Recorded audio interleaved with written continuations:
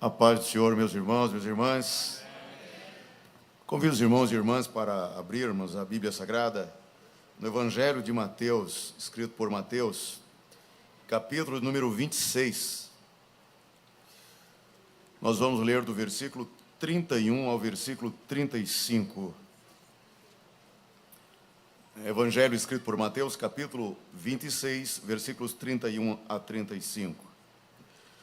Então Jesus lhes disse: todos vós esta noite vos escandalizareis em mim, porque está escrito: ferirei o pastor e as ovelhas do rebanho se dispersarão. Mas, depois de eu ressuscitar, irei adiante de vós para a Galiléia. Mas Pedro, respondendo, disse-lhe: ainda que todos se escandalizem em ti, eu nunca me escandalizarei. E disse-lhe Jesus: em verdade te digo que nesta mesma noite, antes que o galo cante, 3 vezes me negarás. E disse-lhe Pedro: ainda que me seja necessário morrer contigo, não te negarei. E todos os discípulos disseram o mesmo. Amém. Meus irmãos, esse diálogo que Jesus estabelece com os apóstolos foi na antecedência do sacrifício de Jesus na cruz do Calvário. Depois desse diálogo que Jesus estabelece com os apóstolos, Jesus vai para o Getsêmani, e depois do Getsêmani, Jesus é preso. Como Jesus já sabia da sua missão, como Jesus já sabia que dentro de pouco tempo cumpriria o propósito de Deus para a salvação dos homens, que incluía a satisfação da justiça de Deus com a morte de Jesus Cristo em nosso lugar. Então, Jesus dá as últimas instruções para os seus discípulos, a fim de prepará-los sobre as ocorrências que estariam por vir. Jesus prepara o coração dos discípulos para as horas difíceis que eles enfrentariam. E Jesus diz: todos vós vos escandalizareis em mim. Mas é porque está escrito. É o cumprimento de profecia. Profecia que está no profeta Zacarias, capítulo 13, versículo 1. Ferirei o pastor e as ovelhas do rebanho ficarão dispersas.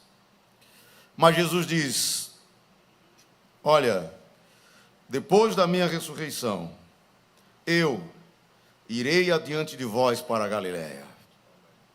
Jesus estava preparando o coração dos apóstolos. A história não vai acabar aqui na cruz do Calvário. Eu vou ressuscitar. Eu vou me encontrar com vocês.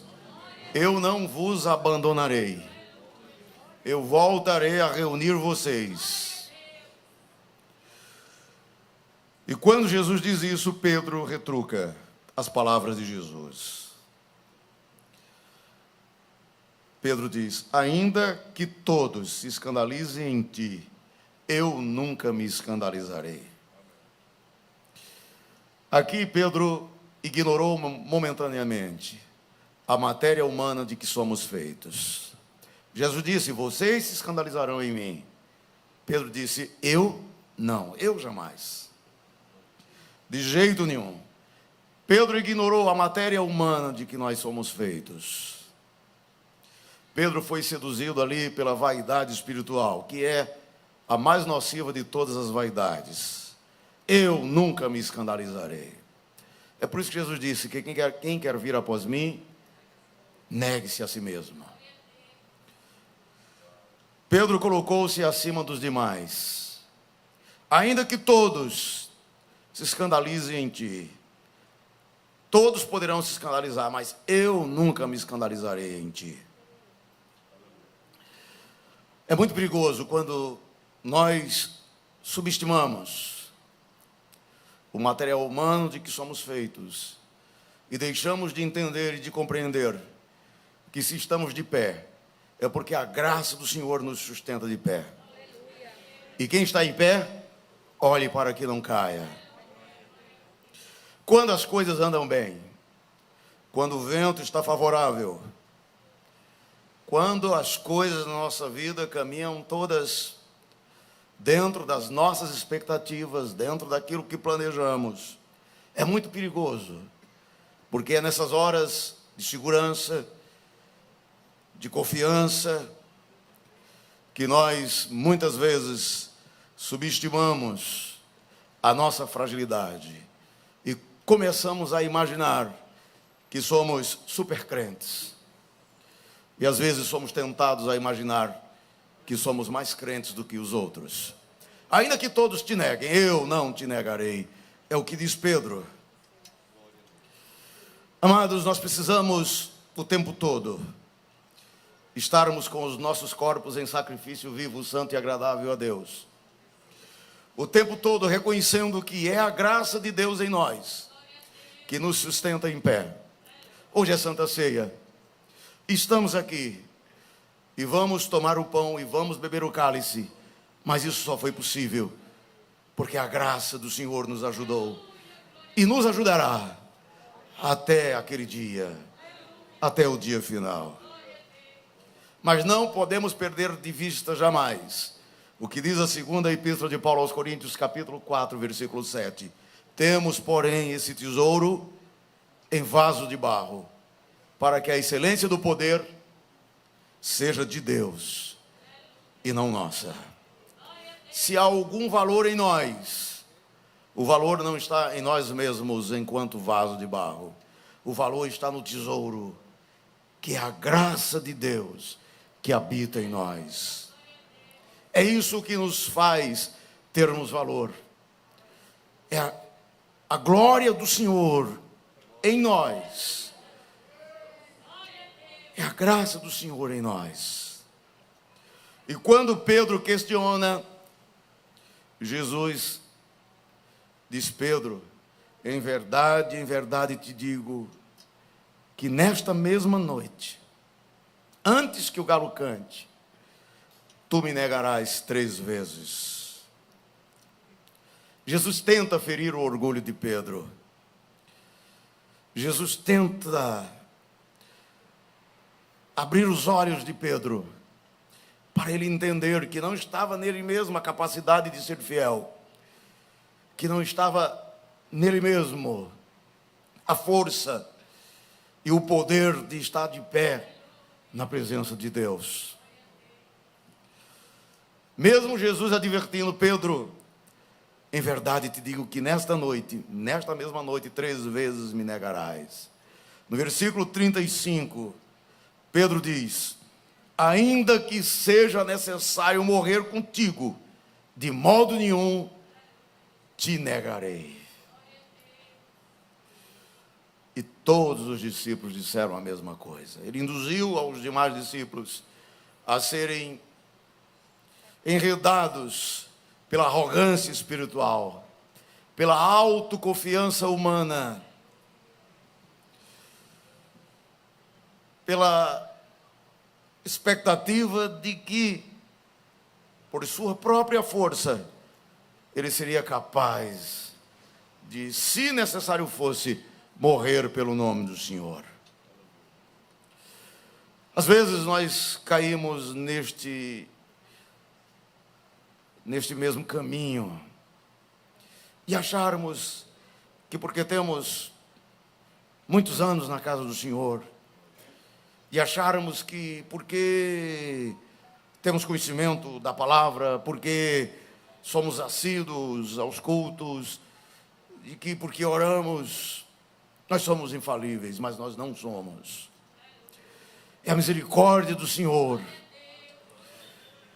porque as misericórdias do Senhor são as causas de não sermos consumidos. Porque o que é o homem? O que é o ser humano? Nós somos pó, mas a graça de Deus em nós nos faz sermos reis e sacerdotes, nos faz habitarmos nas regiões celestiais, nos torna filhos de Deus por adoção. Pedro não imaginava que dentro de bem pouco tempo, aquela certeza, aquela convicção, aquela autoconfiança seria fortemente abalada pela crise que se estabeleceria. Ele não levou muito a sério as palavras de Jesus. Jesus disse: olha, esta noite vai se cumprir a profecia. Ferirei o pastor e as ovelhas do rebanho ficarão dispersas.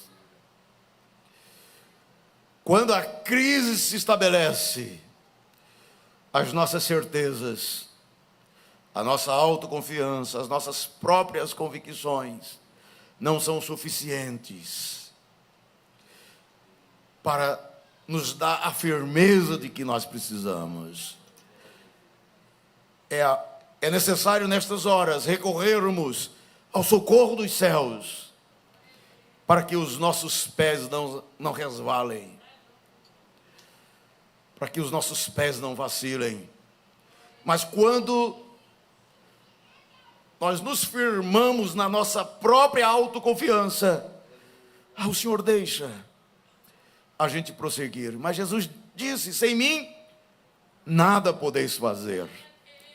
Nós não temos como fazer qualquer coisa que seja, a não ser que a vida de Deus circule em nós abundantemente. E é na hora da crise, é na hora do conflito, é na hora do inesperado, é na hora em que o desespero bate à porta, que nós percebemos o quanto dependemos de Deus, o quanto dependemos da ajuda do Senhor, o quanto dependemos da graça de Deus para sobrevivermos.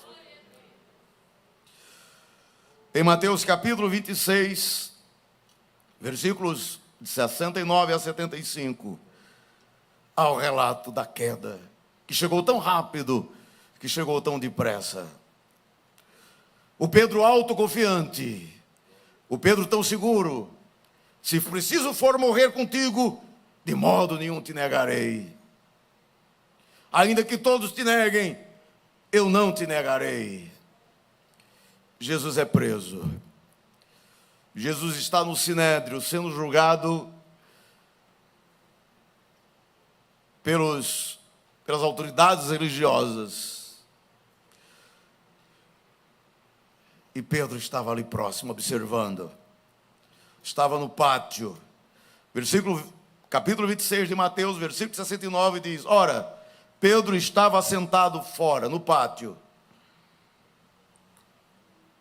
E aproximando-se dele, uma criada disse: tu também estavas com Jesus o Galileu.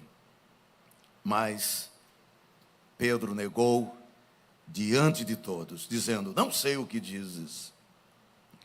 E saindo para o vestíbulo, outra criada o viu e disse aos que ali estavam: ele também estava com Jesus o Nazareno. E ele negou outra vez, só que desta vez com juramento: não conheço tal homem.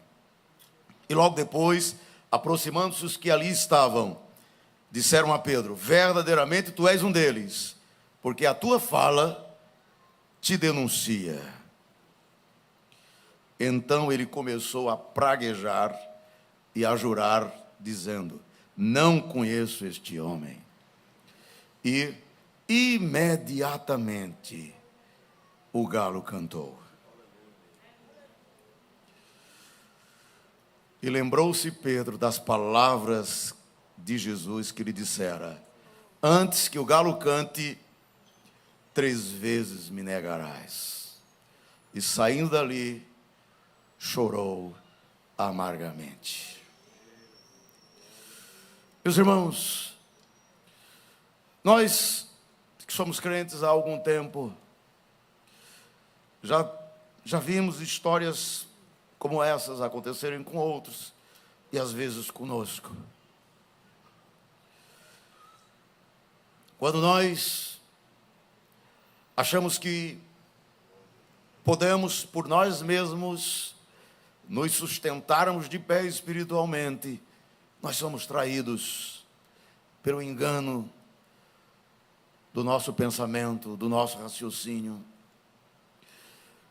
É a síndrome de Lúcifer, de acharmos que podemos por nós mesmos, de que temos autonomia. Mas a queda, ela não vem de uma única vez. Nenhuma queda vem de supetão. Ela é gradativa, porque a Bíblia diz que um abismo chama outro abismo. A queda de Pedro não começa aqui, quando ele nega. A queda de Pedro começa quando ele diz: de modo nenhum te negarei. E avança quando ele diz: ainda que todos te neguem, eu não te negarei. Se for preciso morrer, eu morrerei, mas não te negarei. Foi uma queda gradativa. E no versículo 70 diz que ele negou diante de todos. A primeira negativa.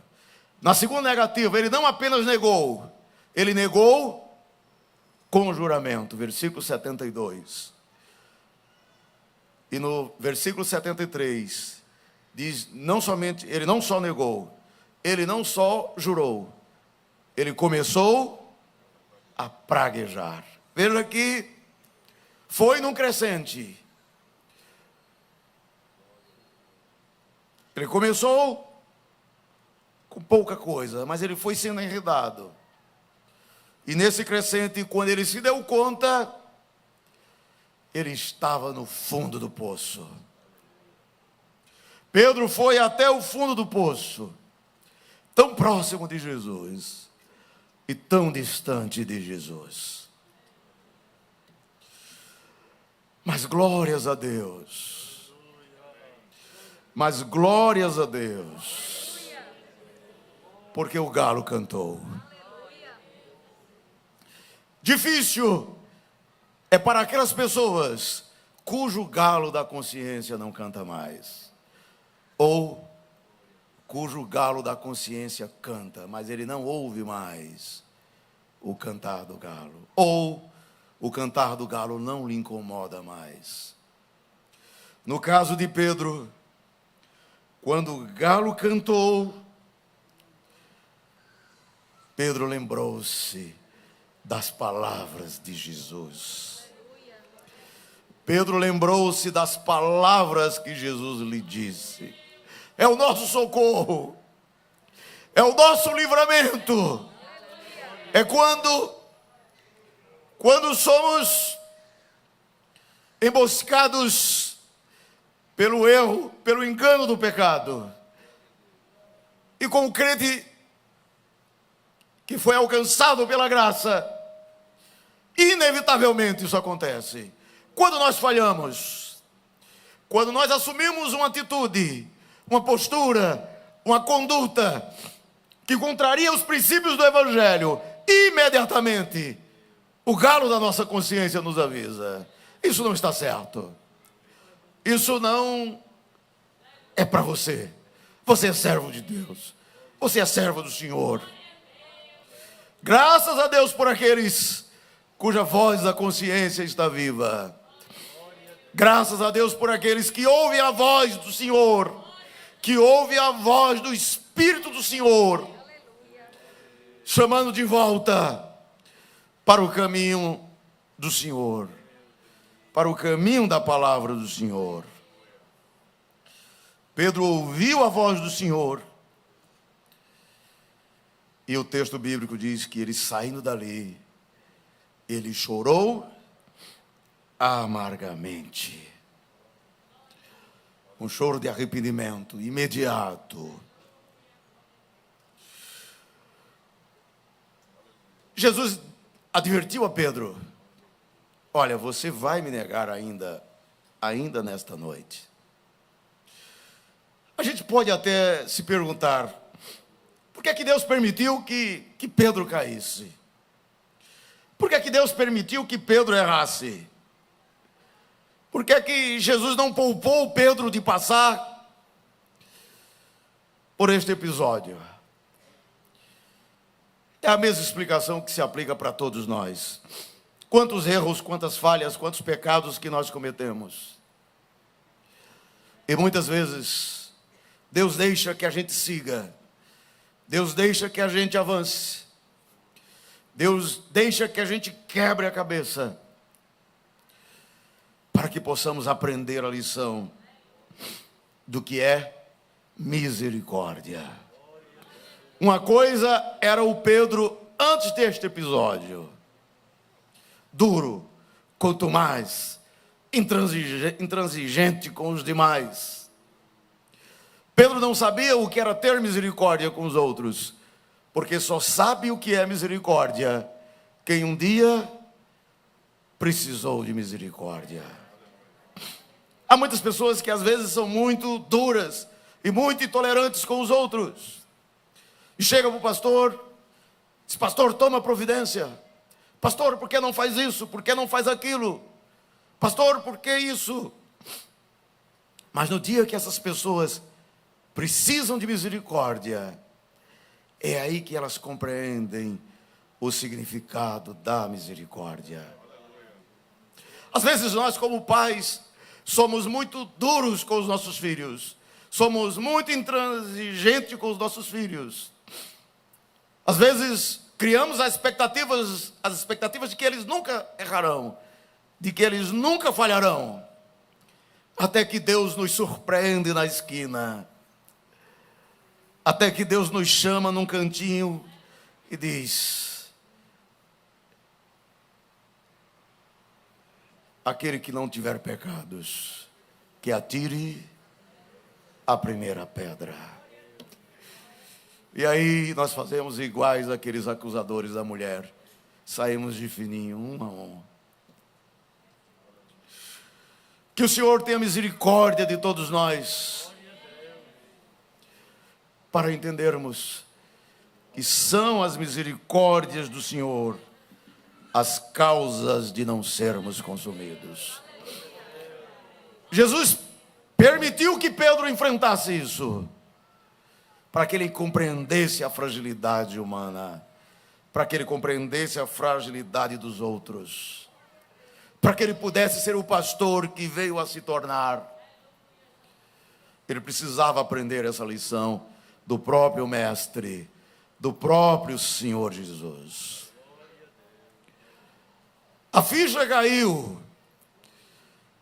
Logo Pedro, logo ele, que disse: se for preciso morrer, eu não te negarei. Chega uma criada, e ele temeu diante de uma criada. Chegou outra criada e disse: olha, você não tem como se esconder, a tua fala te condena. Graças a Deus, meus irmãos, porque a nossa fala nos denuncia. Eu uma vez cheguei no balcão de uma companhia aérea para o atendimento. E houve um problema lá no meu voo e tive que ser cancelado e ser colocado no outro horário. E eu me irritei, eu fiquei bravo. Eu esbravejei. E quando eu estava muito irritado, aquela moça olhou para mim, ela reconheceu que eu era crente. Pior para mim, se ela me reconheceu que eu era pastor, porque eu já era pastor naquela época. Ela olhou para mim e disse: Senhor, só por isso o Senhor está assim. Quando ela disse isso, eu me quebrei totalmente ali diante daquela moça. Eu olhei para mim e disse: meu Deus, eu, pastor Paulo Souza, estou agindo como um ímpio. Eu me arrependi naquela hora e pedi ali perdão ao Senhor. Senhor, me perdoa, Senhor. Tenha misericórdia de mim, que sou um vil pecador. Toca nos meus lábios com antenais, porque sou um homem de lábios impuros. E habito no meio de gente de impuros lábios. Graças a Deus A minha fisionomia, o meu jeito, a minha forma, me denunciou ali que aquilo não era coisa para mim estar a fazer diante daquela moça. Isso acontece conosco é pela misericórdia de Deus. Quem nunca se viu de uma situação assim? E alguém diz, o senhor é crente, aí nos quebra.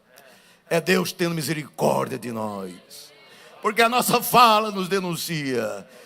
O nosso jeito, o nosso comportamento, o nosso vestir, o corte do nosso cabelo dos homens, o penteado das mulheres. Não tem jeito. Um dia desses, num determinado lugar, a minha esposa foi para um hospital com a minha sogra. E lá, no atendimento, houve uma demora no atendimento e uma mulher ficou brava. Brigou, queria quebrar os computadores, foi lá fora, pegou uma pedra, queria quebrar os equipamentos, chamaram os seguranças e tudo. Nós não conhecíamos, a minha esposa não conhecia aquela mulher. Quando foi um dia, nós fomos para um determinado lugar, para uma determinada igreja deste país. E quando nós chegamos lá, minha esposa disse, meu Deus, a irmã. E naquele dia, eu disse, ô Taninha, igualzinho a mim naquele dia no balcão da passagem aérea. Eu não tive oportunidade de falar com aquela irmã, mas se tivesse, eu ia orar por ela, para ajudá-la a superar, a vencer aquele desafio espiritual. Às vezes Deus permite que enfrentemos estas situações para nos quebrantarmos diante do Senhor. Porque diante do altar do Senhor, diante da santidade do altar do Senhor, quem poderá apresentar suas próprias justiças? Quem?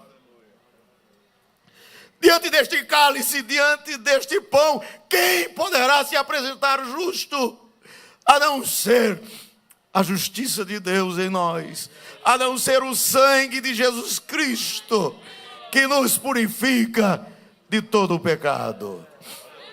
Mas isto só é possível se nós chorarmos amargamente.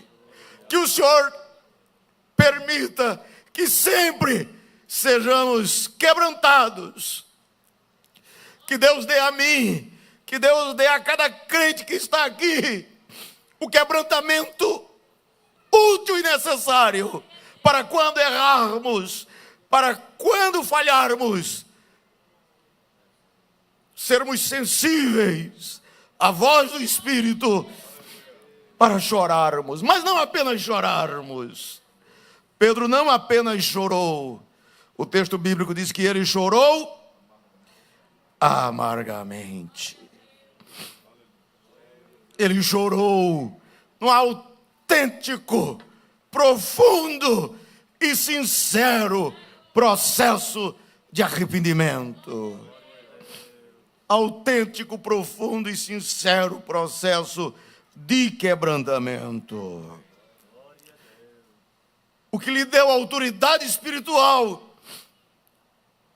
para depois, no dia de Pentecostes, ele levantar-se e dizer, Atos 3:19, arrependei-vos, pois, e convertei-vos, para que sejam apagados os vossos pecados, e venham assim os tempos de refrigério pela presença do Senhor. Ele sabia o significado do que estava pregando naquele dia. Ele acreditava na verdade profunda que estava pregando, porque ele próprio experimentara o processo de arrepender-se e converter-se.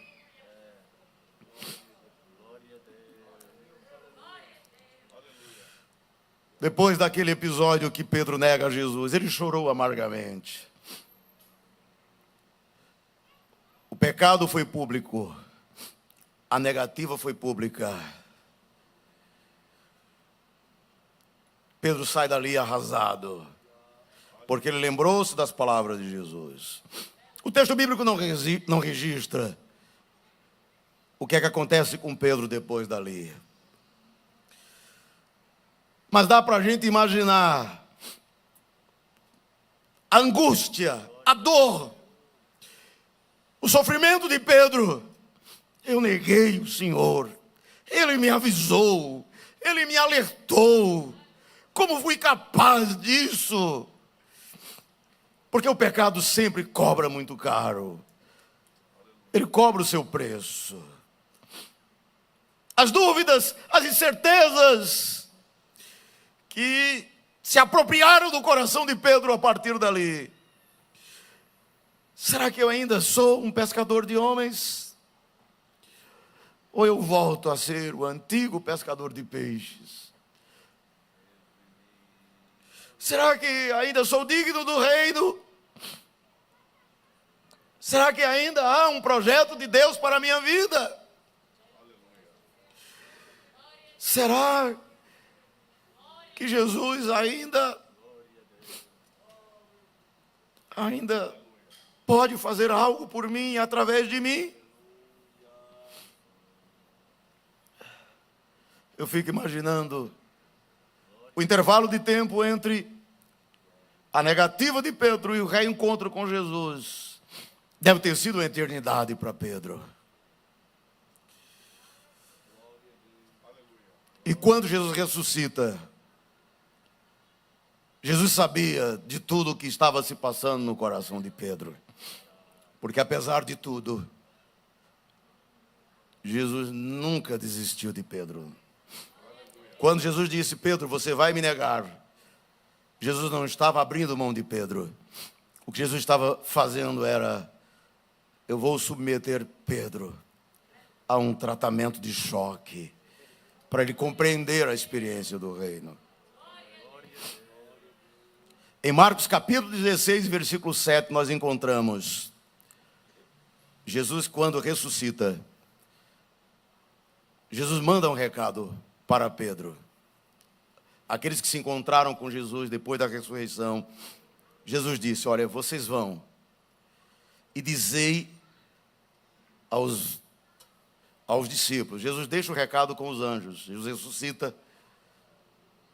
E depois Jesus ressuscita, os anjos ficam lá e Jesus deixa o recado com os anjos. E os anjos transmitem o recado para as pessoas que foram verificar se Jesus estava lá. E o recado que Jesus deixou foi: dizei aos meus discípulos e dizei a Pedro que sigam adiante para o mar da Galileia, e lá o vereis, como ele disse. Veja, quando Jesus adverte, Jesus diz: olha, vão até a Galileia. Depois que eu ressuscitar, vou me encontrar com vocês na Galileia. E o aviso que Jesus dá é: diga aos discípulos, diga a Pedro, que aquilo que eu prometi não está cancelado. Eu vou me encontrar com eles e com Pedro. Por que é que Jesus manda um recado especialmente para Pedro? Porque Jesus sabia, o coração de Pedro estava ferido. O coração de Pedro estava machucado. A crise que se estabelecera no coração de Pedro era intensa. Mas Jesus manda um recado pessoal. Diga a Pedro que eu não desisti dele, que eu estou esperando por ele.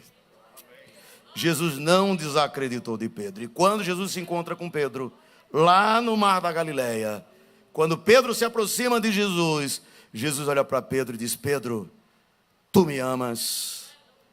Aí Pedro diz: Senhor, eu te amo. Jesus diz: apacenta as minhas ovelhas. Jesus repete a pergunta: Pedro, tu me amas? Aí Pedro diz: sim, Senhor, eu te amo. Apacenta as minhas ovelhas. Jesus pergunta pela terceira vez: Pedro, tu me amas? Aí Pedro não aguenta mais. Senhor, tu sabes que eu te amo. Tu sabes todas as coisas. Assim como Pedro nega 3 vezes, Jesus faz repetidamente a pergunta. Jesus pergunta 3 vezes para que Pedro, que negou 3 vezes, Pedro 3 vezes novamente dissesse: Senhor, eu te amo. Jesus sabia que Pedro amava, mas quando Jesus diz: Pedro, tu me amas, Jesus queria que Pedro dissesse, para que Pedro afirmasse, não para Jesus, mas para que, ao confessar com sua boca, Pedro reafirmasse em seu próprio coração a convicção que Jesus restabelecia do perdão, da graça, da restauração. Isso é tão forte que depois desse encontro com Jesus, depois do tratamento que Jesus faz de cura das emoções e dos sentimentos, Jesus sobe aos céus, Pedro prega e mais de 5.000 pessoas se convertem ao Senhor. Jesus não desiste de nossas vidas. Jesus não desiste de você. Há um plano de Deus que permanece de pé.